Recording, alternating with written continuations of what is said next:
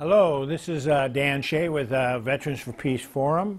I'm a Marine Corps vet from Vietnam, served in the American War in Vietnam in 1968. And today is the weekend of Memorial Day weekend, and we are Veterans for Peace, Chapter 72. We'll be honoring our vets at the Vietnam Veterans of Oregon Memorial at Washington Park up there by the zoo. We'll begin at 10 a.m. and it goes on till at 8 a.m. to 10, where we will have our banner. And for those of us who've written letters or poems, we'll put those letters and poems along the wall in commemoration of those people that have passed away, and our thoughts about those souls that lives were taken early. And we wanted to allow that for people to read those and our thoughts about what war means and how can we best honor our veterans. And I think the best way we can honor veterans is to wage peace and try to prevent wars so that we don't have any more fallen on our side and on the Vietnamese. I wanted to thank my my producers who are always here, Jim Lockhart and Carmen DeBella, who make this show possible. Today we have a little bit special thing going on. We have the a video that was produced by Joe Anybody, a good friend who's put that up for us, and I asked him to film this event that we had, Veterans for Peace, which was co-sponsoring with the American Federation of Government Employees, along with other KBOO radio station that was also co-sponsor. A list of those sponsors are include, I think it is the First Unitarian Social Action Program, and like I said, the Physicians for Social Responsibility of Oregon, and others. I don't remember them all off the top of my head, but I want to thank all of them. Jobs with Justice. So there's a real collaboration between labor and veterans and caregivers to talk about the issue that was coming before us. And this was taking place on, this event was May 16th, in which we had a panel of veterans that would be discussing the issue of what they call the VA Mission Act that was up for a vote in the House. Actually, that vote took place in the House on the very day that we were holding that event. So our breath was in, and we're holding our breath to see what was going to happen. Unfortunately, that bill passed in the House, and we were still arguing the points because it needed to be said to our senators. We had, I want to commend Merkley and Merkley, who voted against it in the Senate bill. Blumenauer, who voted against it in the Congress, and Bonamici also. They all had their staff people at this particular event, and I was glad to see them because we need them to step up and talk about this bill. But the bill actually did pass, so we're going to be talking about what does that mean. We were trying to prevent it from happening, but you'll get an idea what that was about. So we're going to go ahead and start that film, and we'll go through it, and we'll try and break it down a little bit as we go through. Susan Gordon, who wrote the book Battle for the VA. Oh God, I'm sorry. Why can't I think of it? I usually have it here. I apologize. I'm a little frustrated. I have so many things to do. But Susan Gordon, who wrote the book The Battle for Veterans Healthcare. And it's an extraordinary book. She spent some 15 years as a journalist, following as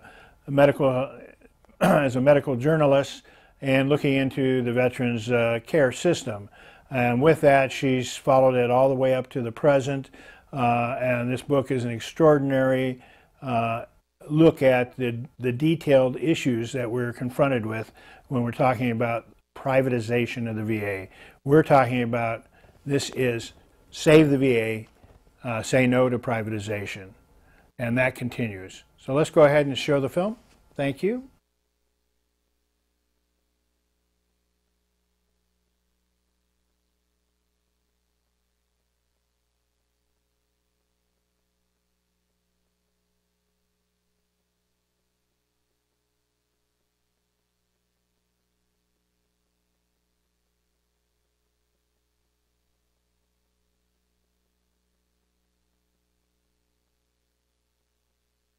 Come find a seat. We're going to get started. We're almost on time. We're pretty close. First of all, thank you all so much for coming. This is an amazing crowd. And to have 8 or 9 co-sponsors here, it really shows what solidarity and what a coalition looks like. I'm going to actually hand this over and let our National Vice President for District 12 of AFG, sorry, District 11 of AFGE, Jerry Swanke, kick things off for us. So if we could give our National Vice President, Jerry Swanke, a hand.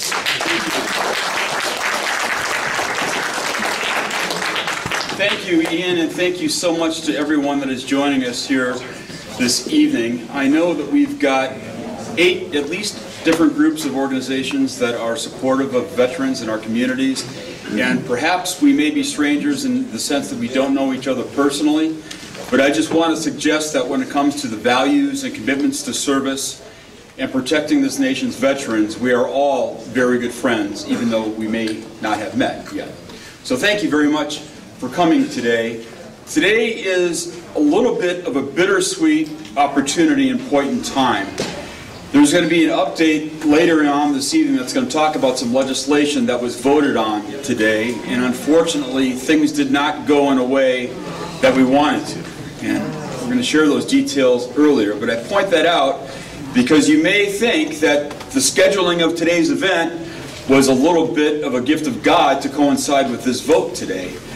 But that actually would be a little bit less than true, because the reality is this effort to privatize VA healthcare, this effort to dismantle government services, period, is not something that's going to happen on one day with one vote.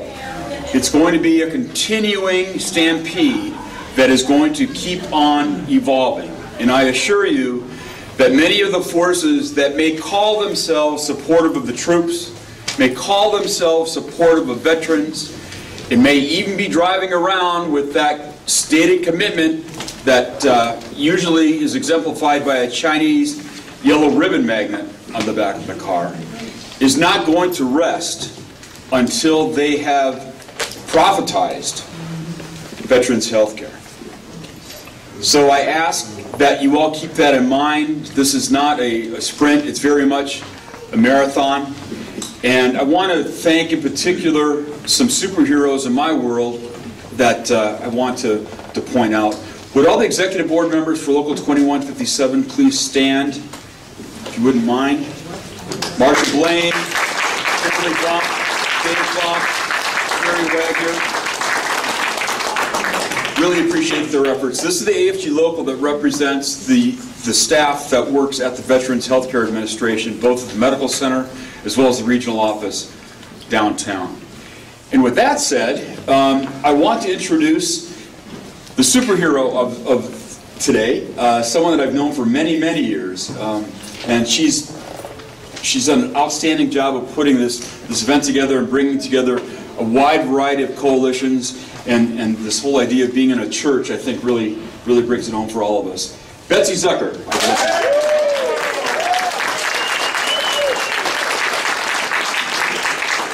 Well, thank you all for being here.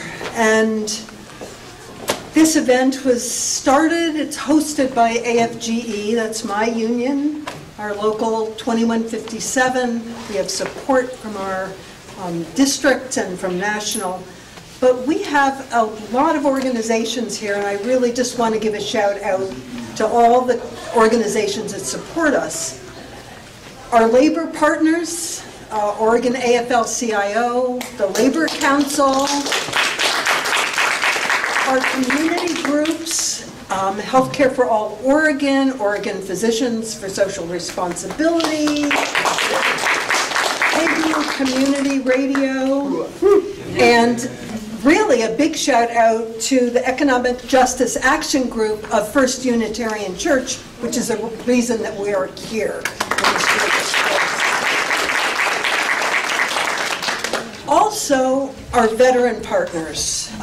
We are co-sponsored by the Veterans Healthcare Action Campaign, and also the real rock stars are Veterans for Peace. Nationally and Chapter 72 here in Portland, and Veterans for Peace have taken on this struggle to save the VA from privatization as a main force of what they're doing, and it means everything. I'm a union member.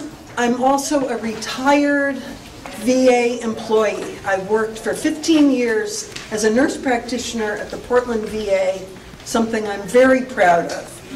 And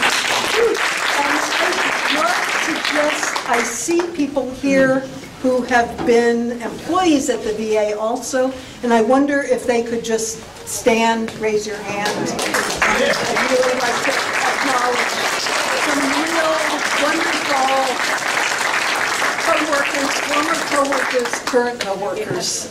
So thank you very much. And I get the honor of introducing Suzanne Gordon, who I just met today. Suzanne's an incredible healthcare journalist. She has expertise in healthcare systems, in nursing, in patient safety, and she has spent the last several years researching and writing about, becoming an expert about the VA. And she is one of our strongest supporters in the country. So thank you, Suzanne, for being here.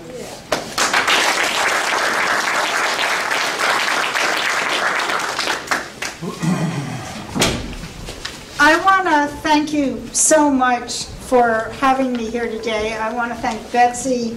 I want to thank your logo. I want to thank all the people who sponsored the event. I want to thank the Congress people's staff who are here and who have come out to educate themselves, particularly Congresswoman Bonamici, is it? Who voted against the dreadful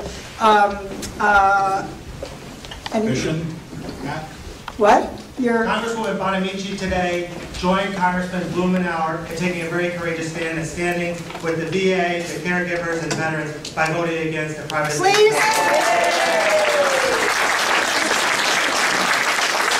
And just because Suzanne brought it up, I know we have representatives also here from Congressman Blumenauer's office and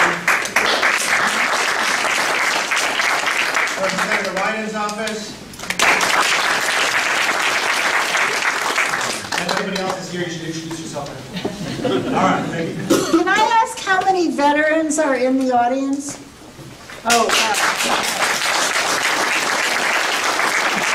Well, I'm asking because the union has graciously offered to give everyone who is a veteran, and you don't have to give us your DD-214 to prove it, or any of your medical information, a free book, Battle for Veterans Healthcare. So please come up later and I will sign it for you. So thank you so much. And if you already bought one, you can get another one and give it to somebody else. I have 15 minutes, so I'm not going to go through the thank yous to all the wonderful people, because I just want to talk to you about why I'm here, who I am, and why I think this is such an important issue. I am not a veteran. None of my children are veterans. Nobody in my family is a veteran. My daughter is a nurse practitioner. Had the honor of working for the VA in West Haven, Connecticut for a year, and now works for Bernie Sanders. Woo! But she's not a veteran. I have no stake in this, you know. Nobody's paying me. I wish they were, you know. People people often say, are you being paid for by the VA? And I say, the check has been in the mail for the past 10 years, you know. I am doing this because I'm a healthcare journalist and researcher who's been covering private sector healthcare for 35 years or more. I'm a patient in the private sector system, and I have actually, thanks to my wonderful husband who worked for the Communications Workers Union for many years, I have what's called Cadillac coverage. And I have to tell you, I will never get the kind of care that veterans get at the VA when it's at its best. I will never experience that. Because we, out there in the private sector, have disintegrated, fragmented, episodic disease treatment. We don't have a healthcare system in this country. We don't have a mental health system in this country. We have 7,600, get that, 7,600 geriatricians in America to serve an aging population. We have a shortage of something like 40,000 primary care providers. We have 1 of every 7 healthcare dollars goes to, for us in the private sector, over treatment, unnecessary treatment, because, you know, if you have a hammer and you get paid by the hit, then everybody looks like the most lucrative nail. The VA, I've spent the past 5 years writing a new book called Wounds of War, How the VA Delivers Health, Healing, and Hope to the Nation's Veterans. And I describe a system that in Congress right now, they are setting the stage to dismantle if we do not pay attention. And if we do not commit ourselves in this room, as so many people have done, to protecting a system that we as Americans have invested in for the past 70 years. We've made an investment, a social investment, a financial investment, an ethical investment in creating a healthcare system for veterans. Now, that healthcare system has problems. Every single person in this room who's seen the VA, who's been to the VA, knows that there are problems, right? How could you not have problems in the largest healthcare system in the country and one of the largest in the world? Yes, there will be facilities like Roseburg that have problems. There will be facilities like Phoenix that have problems. But did anybody ever tell you, everyone knows about Phoenix, right? Phoenix, where the wait time scandal. Did anybody ever tell you this little important detail? That every year in Phoenix, 25,000 snowbirds descend on Phoenix for 4 months. How do you staff a healthcare system where 25,000 patients come into it for 4 months? You're an administrator, you're a nurse, you're a doctor. Valdez, could you come over for 4 months and, by the way, figure it out after the 4 months is over? I mean, that was like a little tiny detail that Jeff Miller, when he was the head of House Veterans Affairs Committee, kind of neglected to mention. You know, when Miller, who's they're suggesting to be the new Secretary of the House Veterans Affairs, Miller complained because you veterans, like in Portland, the VA was spending $5.4 million on art for 6 years. God forbid they should put art in their hospitals so that you could heal better as veterans.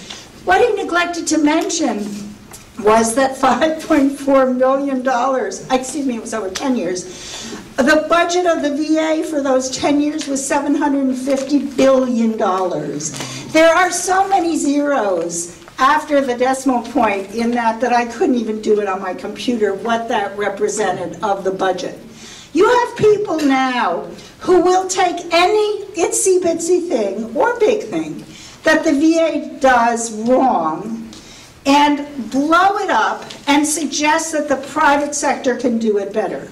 Because what is happening now, as we speak now, in Congress, is a successful, sadly, attempt by the billionaire Koch brothers who hate government and want to destroy anything in government that works.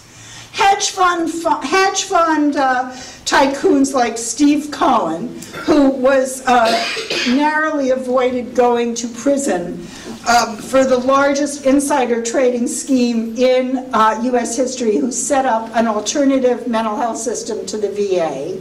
And you have hospitals circling like vultures, not because they want to take care of your PTSD or your MST or your Agent Orange or your rehab or your homelessness or your legal problems like the Veterans Justice Justice Outreach Program does. What they want is the money for your hip replacement and your MRI, right? And, you know, your episodic treatment, right? They can't take care of us to manage chronic problems. They don't want yours, because guess what? Yours are worse. The average, I'm 72, the average Medicare recipient has 3 to 5 presenting problems. The average Vietnam vet has 9 to 12, right? And you are, the veterans in this room and the veterans who the VA takes care of are poorer, sicker, older, sicker, right, than any other patient in America. The average veteran has more pain problems, more mental health problems, more problems for suicide risk, more substance abuse problems, on and on and on, than any patient, most patients out there, particularly the kind of middle income patients that the insurers and the hospitals like the Cleveland Clinic and so forth love to cherry pick. And right now, what's happening in this bill in Congress is that under the name of giving veterans more choice, right? And in America, who could be against choice, right? They are trying to give you the same kind of choice we have on television, right? Which is kind of 500 of the same channels, right? Or the kind of choice we have when we fly, right? 500, I don't know, 4 or however many of the same kind of uncomfortable seats in an airplane. They don't want to give you real choice.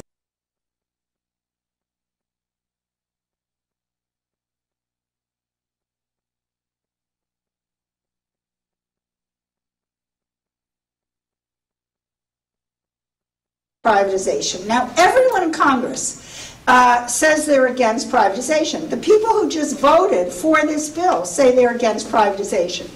And it's absolutely critical for us to understand what privatization is and isn't.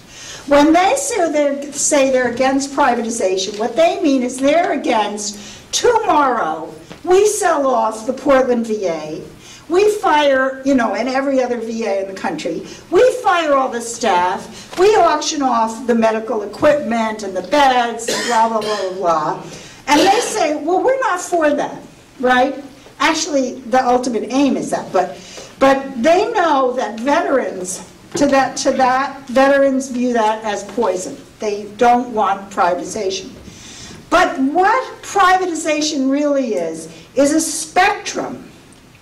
That is at the extreme end of the spectrum. It's kind of like school choice. You know, nobody says we're going to abolish all the public schools and give people vouchers to go to private schools. What they do is what they're doing now. They starve the VA of resources. Yeah.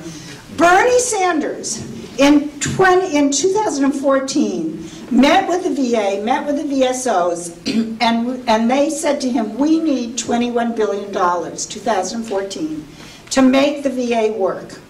The Republicans killed him. You can go online and listen to Jeff Sessions saying, our veterans wouldn't want us to use all this money. Really? Really? You really? And they killed that bill. Then Phoenix came, and then Sanders and McCain made this compromise. It got the VA $16 billion, of which 10 went to outsourcing care. The VA needed $21 billion, and it got actually 5 for clinical care because they used another $1 billion for other things.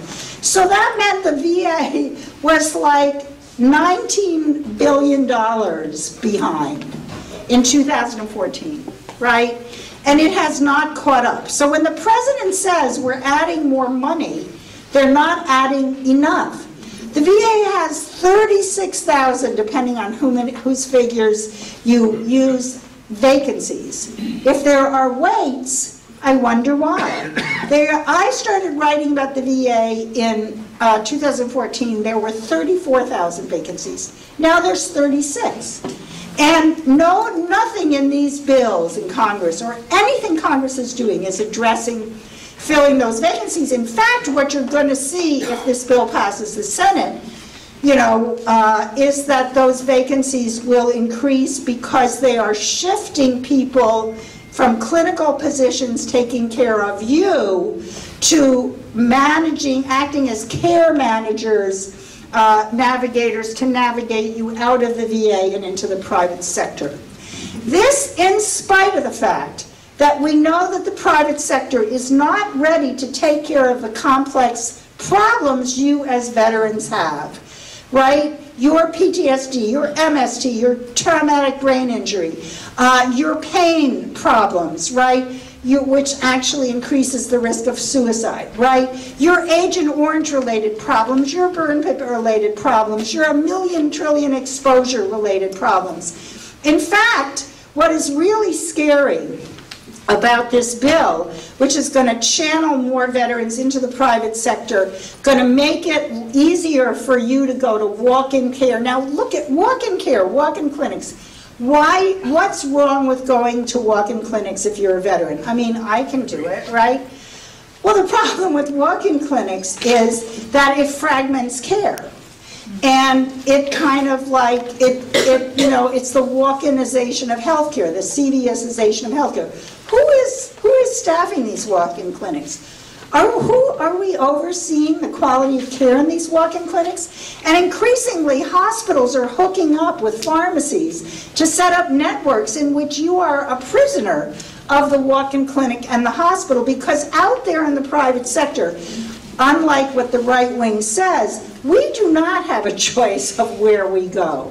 Where we go is dictated by what kind of insurance we have, right? And where our docs and so forth have admitting privilege. Nobody in this country, unless they're a super gazillionaire, has total choice of wherever they want to go, right? That just doesn't exist. Traditional Medicare. Pardon?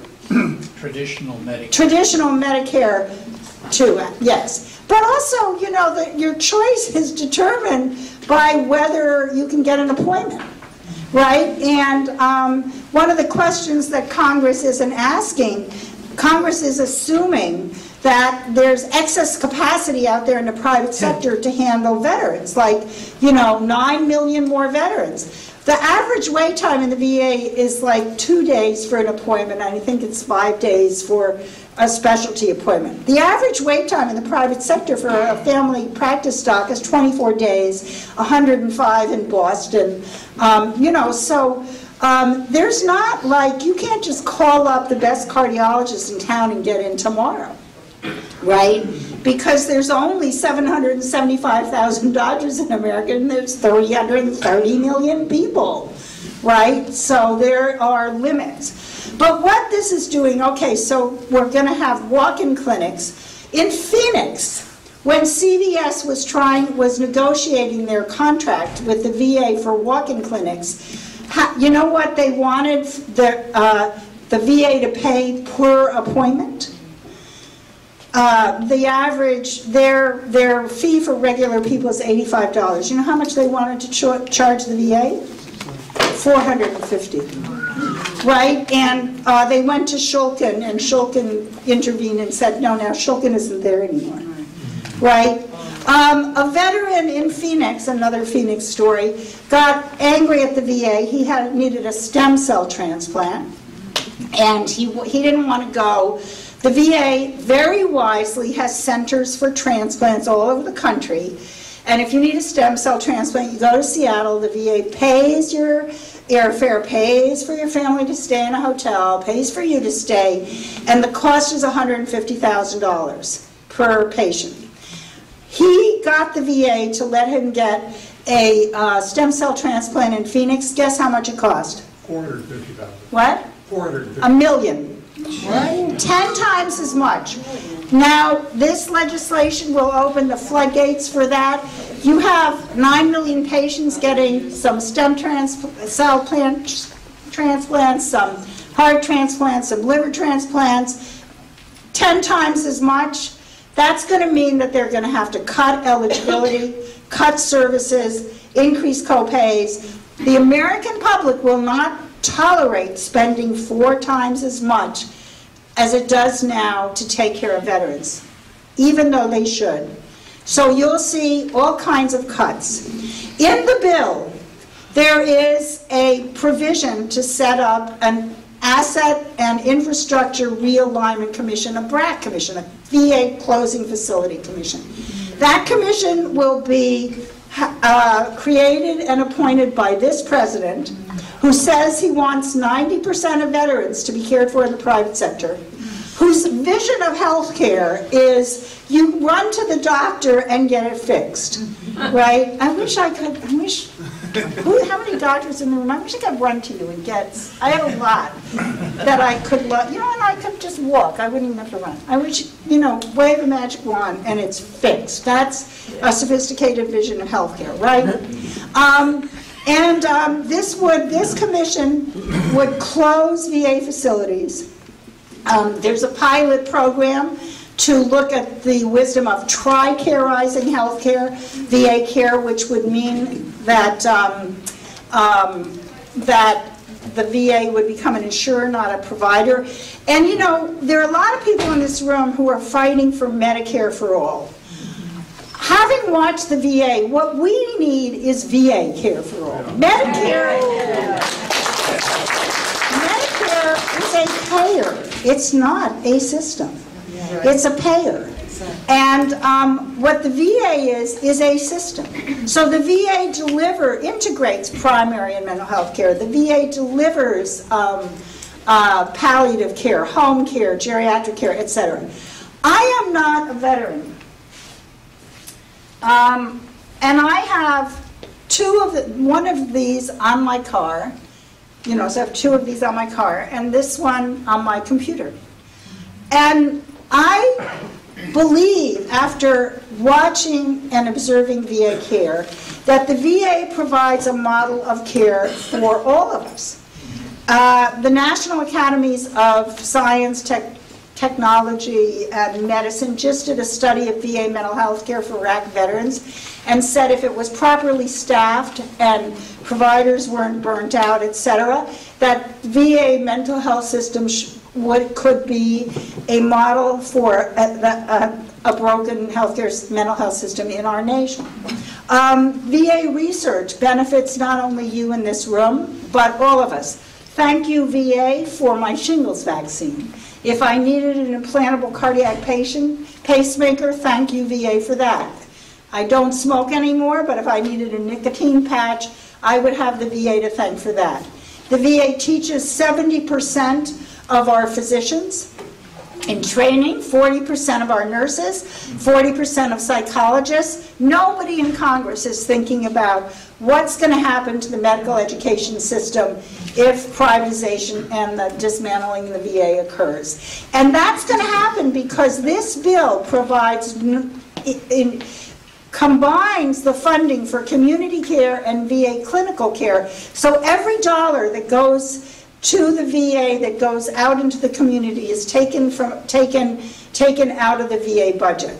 I mean, you don't have to be a math whiz, which I am definitely not, to figure out what's going to happen when costly private sector care depletes the budget of the VA. And there's a provision in the bill that says if providers will not accept Medicare payments, that they will provide more money for them as an incentive to take care of more complicated veterans. And that's going to happen not only in rural areas, but in urban areas. And I can tell you that it's not going to be a pretty picture when people like myself are told that we can't get an appointment with our primary care doctor because the veteran comes first because they pay more. And that's already happening to Medicare patients in terms of private sector insurance. So I really encourage you, Ian's going to talk more about this, but we have these bumper stickers. They're not to put, you know, inside your book as a bookmark. We need these to be on everybody's cars who works at the VA, who goes to the VA for care. These are conversation starters, folks, because right now a lot of people believe that the VA is broken beyond repair because that is what the media and the Kochs want you to believe. And yes, there are problems and we need to fix those problems. But the issue for a healthcare system is not whether it has problems, it's what it does about them, right? And so I believe we all need to work together. You need, as VA employees, you need to speak up. You need to not be silenced by fear and by people telling you that you can't talk because of the Hatch Act, because you can, and Ian will tell you more about that. We need to save a VA. It is our VA. It doesn't only belong to veterans. It is a national jewel and we need to protect it, and I hope you all will continue doing that. Hello, this is again Dan Shea with Veterans for Peace Forum. See, I have my bumper stickers here, and if you want more of those bumper stickers, you can probably get them through. Pardon me? Yeah, I think so. Is it not working? No. Yeah, it's plugged in. I'm sorry, I should be plugged in. Can you hear me? Can you hear me now? Can you hear me now? Are we okay? Sorry about that, folks. I do not know why. This is here, plugged in. Okay, we got it. Sorry there, folks. We just had a little technical difficulty with my microphone. We're back again. Again, these are the bumper stickers. If you're interested in those, you might be able to contact the American Federation of Government Employees. They should have stacks of those. You can also go online to www.ff, that's like Frank, V is in Victor, H is in House, C is in car.org. So that's www.ffvhc.org, and you can get some of these bumper stickers. That's one way to get a hold of them. Also, I kind of wanted to just bring you back to the idea. Susan really gives you a real insight to what this is all about, and her book again is an extraordinary book where you can a lot of these questions and really understanding what's going on, this history of an attack to try and privatize the VA. Of course, we know the Koch brothers and others in the Wall Street and others have been pushing austerity programs all over the world. Well, it's come back here to the U.S. And they want to privatize everything. So the VA is just one other area in which they are working. But I wanted to raise a little bit of a question, because I was telling my producers, you know, that this very day that we were holding this event, it actually passed in the House. That the VA Mission Act passed in the House. That's a step towards privatization.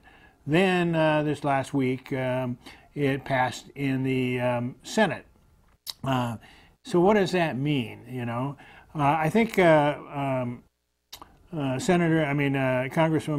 Pelosi made a, you know, she wrote a piece that kind of explains a little bit of some of the problems here. I kind of want to read those to you. She's just trying to be negotiate, pat on the back to her membership, let them know that she's behind them, but at the same time that we need to look harder at this bill. She says, I salute the ranking members, Tim Walz, for his outstanding leadership in ensuring democratic priorities were included in this legislation. The bill rightly expands caregivers' benefits to all areas.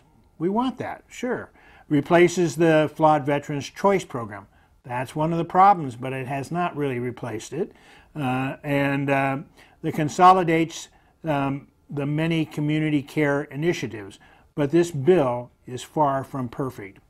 Okay, one, and she points this out very good. Without a sustainable source of funding, this bill is fiscally irresponsible. It fails to provide long-term solutions to avoid the risk of triggering devastating sequestration and potential budget cuts critical to the VA. Well, you know, I didn't even know what sequestration meant, so I looked it up. What it means is that means the action of taking legal possession of assets until the debt has been paid, and the actions of taking forcible possessions of something or otherwise confiscating the veterans bill. So if there's something that they're not funding and the VA can't pay for it, they can basically call it bankrupt and close down that facility and sell it off. That's heading towards privatization and shutting down the VA. So that's just one aspect we needed to be real clear about. The other, she says, the bill also fails to include sufficient guardrails to keep veterans in the VA and fulfill the department's mission at the time of great uncertainty. Okay, this bill opens the door to the VA privatization. No denial there. It opens the door to VA privatization during a time when the department has zero leadership. There's nobody even in the leadership of the VA. You know, Trump was trying to put in his own doctor. That didn't happen. We still have nobody there. By the handling of Trump administration's ideologues and the Koch brothers, the keys to underfund the VA, the Republicans are pushing forth their campaign to dismantle the veterans' health care. Okay, that pretty much covers it. And I just wanted to bring that into perspective there. I think that's pretty important. I also want to remind you, you know, that let me see if I got this here. The Memorial Day is going to be on Monday. Please join Veterans for Peace, Memorial Day, May 28th at 8 a.m. at the the Vietnam Veterans of Oregon Memorial in Washington Park for 2 hours from 8 a.m. to 10 a.m. And then the other public events will commence after that. People can continue to stay there or leave. The reason I need to leave is that I can't be there and listen to glorification of war. I respect those people that fell in the war, but I want to see war end, not recruit more people in some sort of noble cause, because war, in my opinion, is not a noble cause. The noble cause is to stand up against war. And having you know, these jets fly over at a specific time and, you know, this sort of rah-rah for the military. I can't be there for that. So some people will continue to be there, and I understand the families that lost, the Oregonian families that lost their family members in the war, that will be there and listen to the commencements. And I respect and honor their loss. I'm sure we all mourn the loss of these young men and women. And with that, I think it's important that I also add something that I wrote about Memorial Day, and I want to, this poem that I just put out.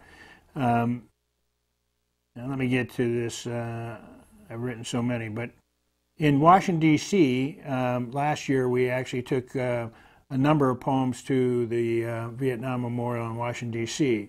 Then we went to the Martin Luther King Memorial, where we read his speech Beyond Vietnam, and powerful event. And then we went from there and marched on the White House. So that was pretty important. So this Memorial weekend, when backyard barbecue grills are fired up, the music is blaring, beer is flowing, and family and friends are there to party. But for veterans and their families, a more sober affair as they take time to remember those whose lives were cut short by war. As a Vietnam veteran, the loss of lives carved in our granite memorial walls touch my heart by their absence. but I cannot think only of our own, but those millions of Vietnamese haunt my thoughts. It was 50 years ago when I first landed in Vietnam. Though I came after, it was also 50 years ago that the tragic My Lai massacre occurred. I returned to Vietnam for an anniversary on March 16, 2018, and I want to honor their dead and recognize the heroic helicopter pilot Hugh Thompson and his crew that attempted to stop the massacre and rescued the Vietnamese, saving 9 lives. In honor of the Vietnamese and our soldiers who saved lives in the midst of madness, this is my poem, My Lai, March 16, 2018. That's 50 years later. The present is arriving, a slow train through time, behind the scenes, Vietnam. Sun My Village honors their fallen, slaughtered by fear, hate, and vengeance. How do you fear an infant, hate a toddler, exact vengeance on a mother and her parents? Obeying orders, they said, kill everything that moves. Flames curse the day. Zippos torch homes. Bullets and grenades rip through flesh and bones. Charlie Company lost its mind. Rape and murder became their crime. Sane amongst the madness, Hugh Thompson and his helicopter crew, Glenn Henrietta, and his gunner, Lawrence Colburn, landed to intervene, rescuing 9 Vietnamese, 1 wounded boy. March 16, 2018, 50 years later, a song on a breeze mourns this mass grave. A killing field, 504 Vietnamese. I walked the barefooted path where crying children fled and mothers lay dead. The past has arrived on the wings of a butterfly and blows my mind. Vietnam is not lost in time. It is present and future. The train has come full circle. Rest in peace. So that was my tribute to the wall, and I want people to remember that. And so if we can just go ahead and we can head out. I want to thank again, we'll go out with the rest of the film, but I want to thank Joe, anybody who filmed this for us, my producers, and we're also looking at that my producers will be moving, and so this in July, August, and September we will not have any shows, but we're looking to see what we do after that. So keep checking in and we'll let you know what's going on. Thanks again for tuning in to Veterans for Peace Forum.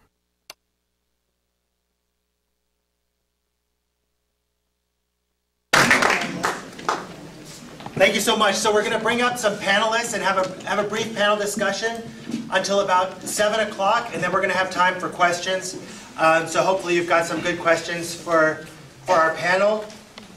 Do we have our panelists? Betsy reminded me that we have a very close partner here in Portland that really helped make this happen. Portland Jobs with Justice. If we could...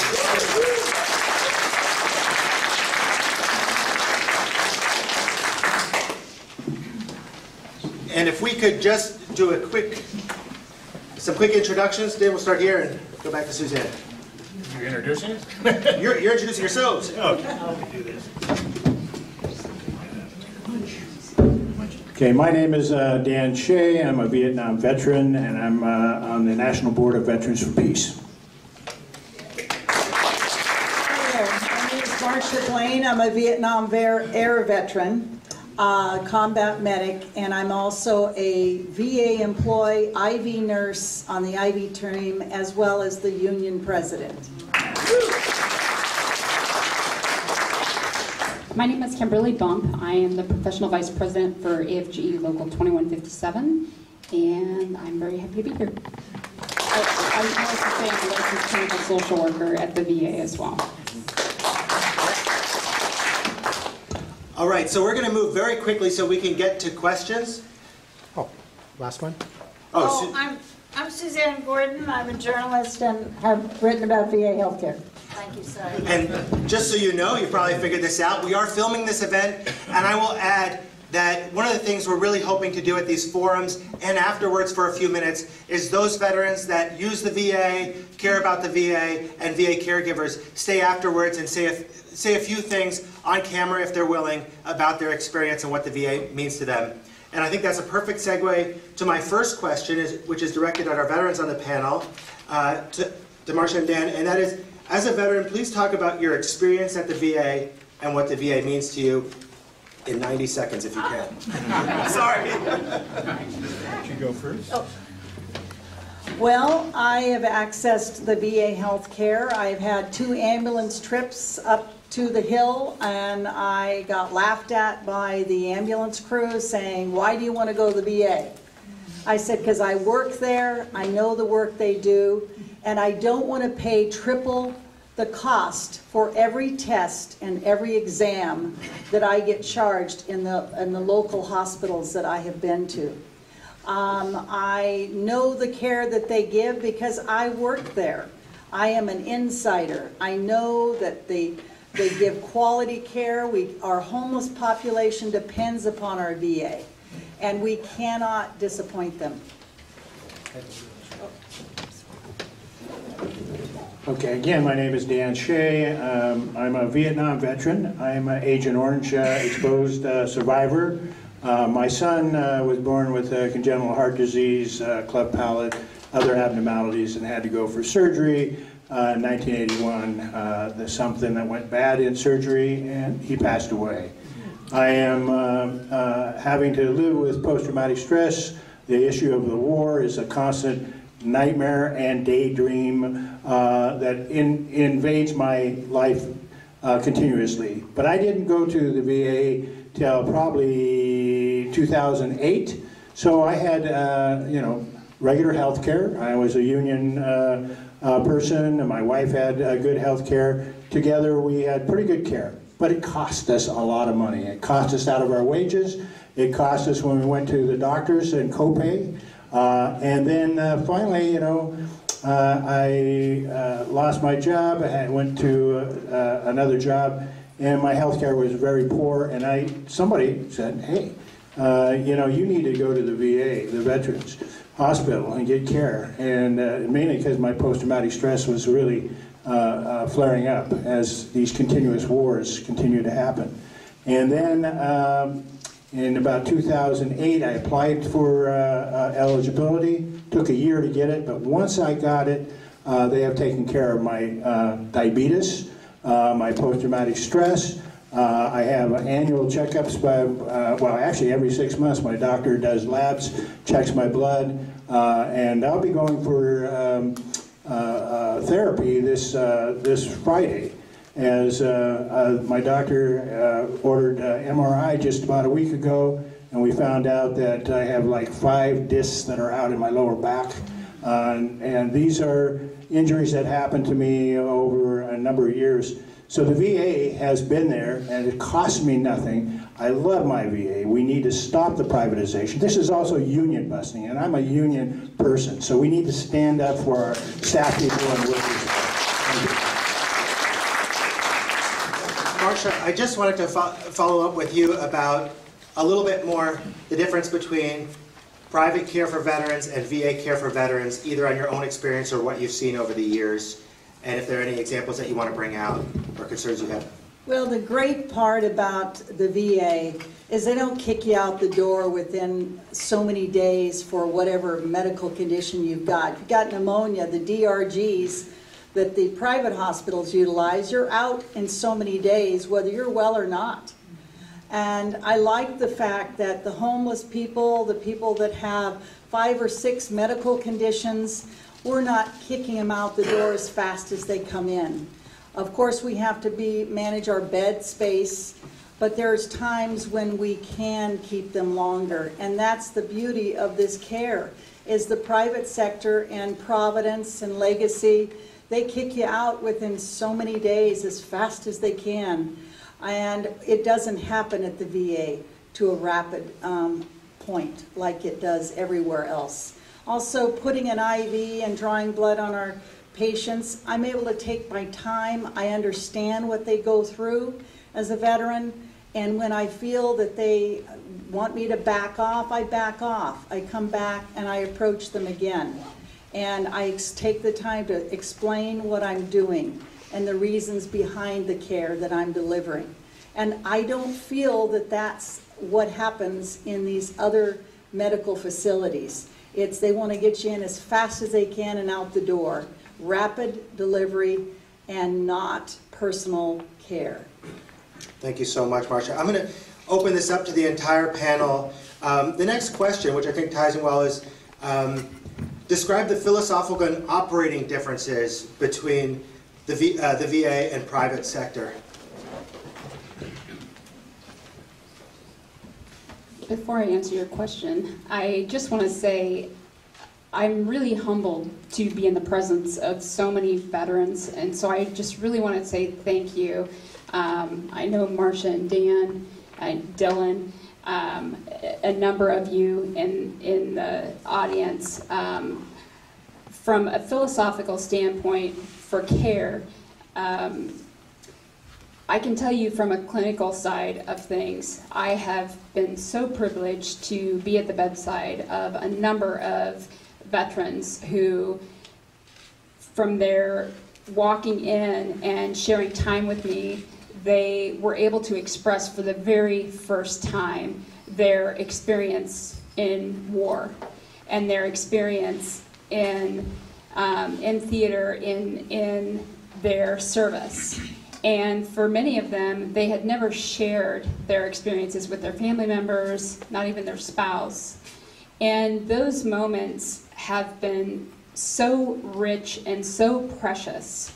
And I know for a fact that those kinds of moments would never have been achieved in a community hospital. Because first, going into that room, my entire education in terms of being a clinician has been at VA. I was there as a student, and then I became a worker there, and I understand what veterans need, how they behave, even when you walk into an elevator. I've had multiple veterans take 2 poles and swing a pole out to hold the elevator open. And, you know, call me ma'am. I've actually had 14 marriage proposals. I've kept track. Sorry, 15. My husband's in the audience. Sorry, honey. It's an environment where the men and women there who have served are so unique and so precious. And from a community standpoint, when you're taking care of patients, you have a wide range of patients that you're caring for. You know, if I were to cross the bridge and go to OHSU, you know, in a day's time as a social worker, I could be caring for somebody very young or